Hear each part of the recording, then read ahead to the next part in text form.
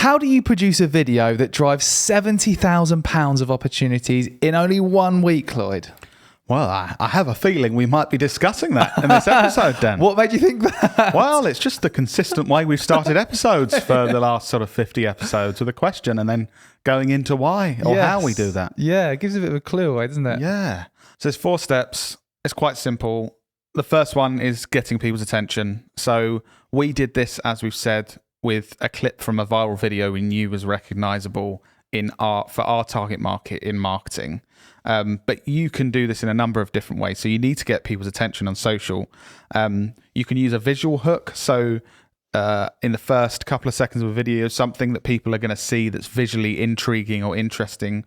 Or you can do what I would call a scripted hook, which is asking the audience a question or saying something in the first few seconds that is going to at least get their attention and do the job of making them keep on watching for a few more seconds. This is another massive thing on TikTok. When you watch TikTok videos, lots of the viral videos have a hook like, do you want to learn how to do this really good thing in 3 seconds? And then it like draws you in then because you're like, I want to learn how to do that really good thing in 3 seconds. And then you watch the rest of the video. So exactly. That's vital. People are obviously, you're scrolling through and something has got to give you that bit in your brain that's like, oh, this might interest me. I'll keep watching for another 2 seconds.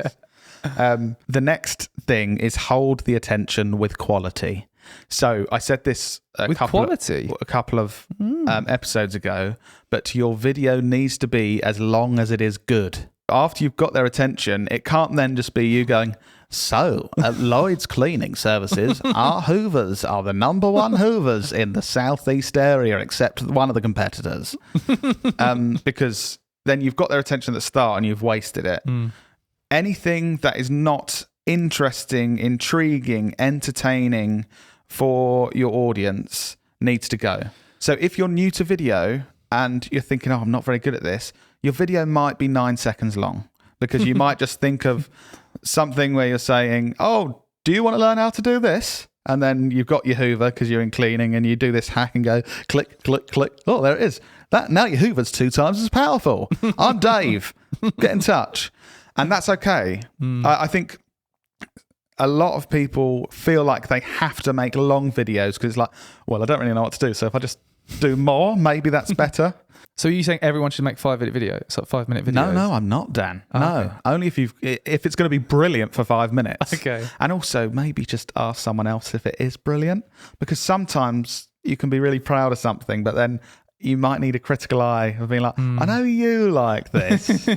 That's difficult though. If someone's really proud of something, I know. But I think you want to show it to someone that can be honest with you and be prepared to take the criticism and kind of prepare yourself, because it doesn't feel nice all the time. But if you've got a 2-minute video, show it to someone and kind of say, is there any part in this video that you think isn't as good as the rest that might not add much? So as long as you can make it good, but no longer. And then really important, find opportunities to show how good you are. I said about the cleaning, so I just itched my mustache in a really strange way for viewers. I don't know why I did it like that. All the viewers, you were lucky enough to see that. Yes.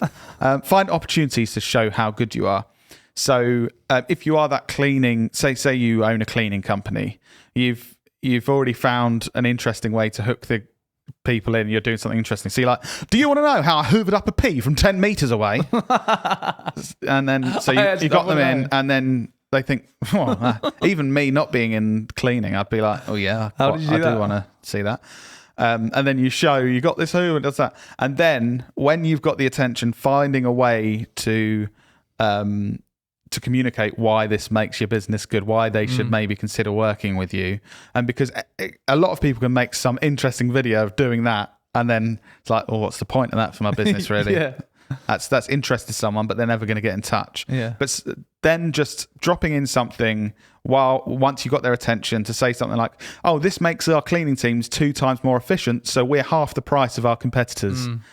And just a line like that, and then suddenly it's that light bulb moment of someone that's down the road that needs some new cleans for their offices. Like, oh, wow, okay. It's half the price. That could save us some money. I do think you're onto something here. I think some people see the success of like entertaining content and just think that's it. Just make a stupid video like, oh, look, we're all doing stupid stuff. And then someone watches it, like their target market watches it and sort of like, Oh, that was funny, but It's what? easier to get attention and views than it is to get real business leads And build trust. and money and income, real money that you can have in your business. So although it's fun and it's nice to see your metrics go, oh my God, we got 10,000 views on that video. We got 100,000 views. It is genuinely easier to get those views than it is to actually do something with them. And this is the hard bit. So this step, finding those opportunities to communicate and show why your business is good at what it does and how you're going to solve that person's or that business's problems. That's the real skill.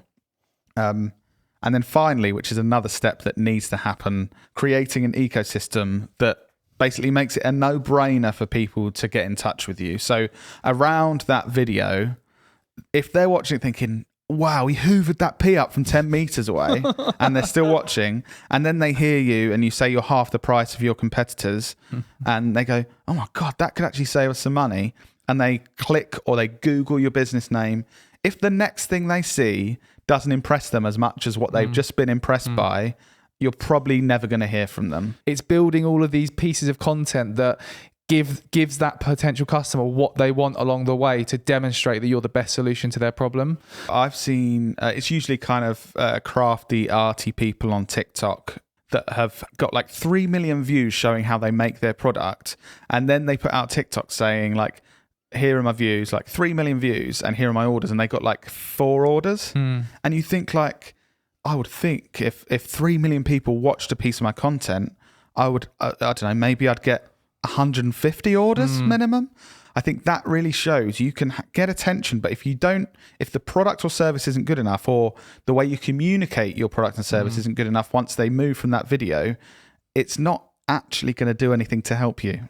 A really good activity to do, either speak to your sales team if you have a sales team, or if it is literally just you, think back to all of the either questions you've got from potential customers or queries or objections you've had from potential customers, and then think about how you can create content that answers those kind of questions or queries or overcomes those objections. So for example, one of the questions you may commonly get is, I'm not sure if this is worth the money.